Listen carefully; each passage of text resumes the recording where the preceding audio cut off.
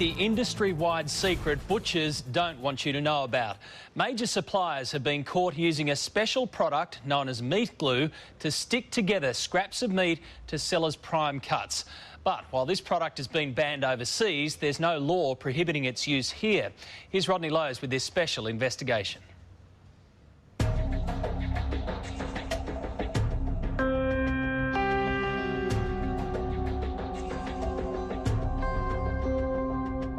It's the meat industry's dirty secret, a way of turning the scraps too small to sell as a premium steak back into a juicy, plump eye fillet to sell for a premium price.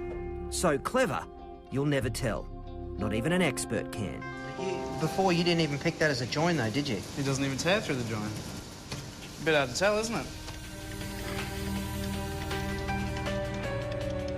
Butcher James Faulkner runs Queensland Natural Beef Company, an organisation dedicated to using as few additives in meat from paddock to plate as possible. But tonight, he's exposing how some parts of the industry are able to trick their customers and use whatever it takes. Yeah. I've just got some fine diced beef and my special enzyme. I'm just going to mix it up a bit. Why have we got the masks on? This is dangerous. See that? Don't breathe that in.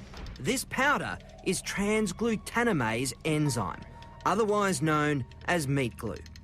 Meat glues come in a number of forms, some produced by cultivating bacteria, the others, the primary ingredient comes from the blood plasma of pigs and cattle, specifically the coagulant which causes blood to clot. In the food industry, it has amazing properties. So just got a little bit here, about a teaspoonful. Yep. Just over the top like that. And with our gloves on, of course, we mix it up. Then roll it in plastic film and refrigerate.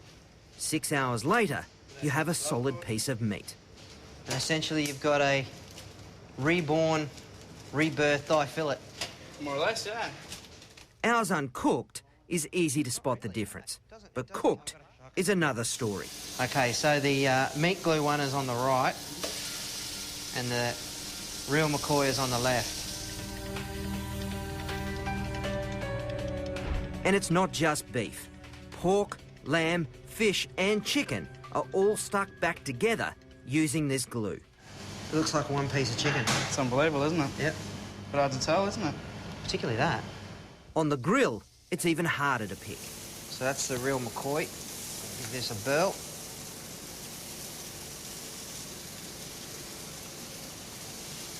Nice and tender, nicely salted. All right, let's go for the meat glue.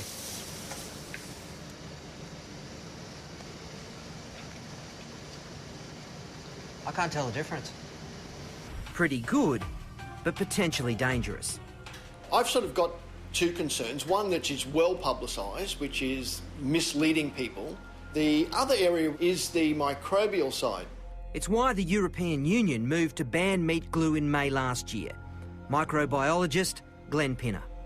If this food is sold or represented as a solid piece of steak and you cook it rare, you're really leaving yourself open to get food poisoning. Once you glue two pieces together, it's difficult to cook thoroughly those parts that were on the outside but are now on the inside.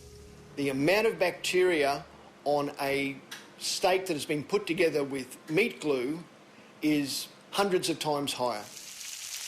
We had no idea how guarded a secret this was until we started contacting restaurateurs and butchers to ask them about the use of meat glue.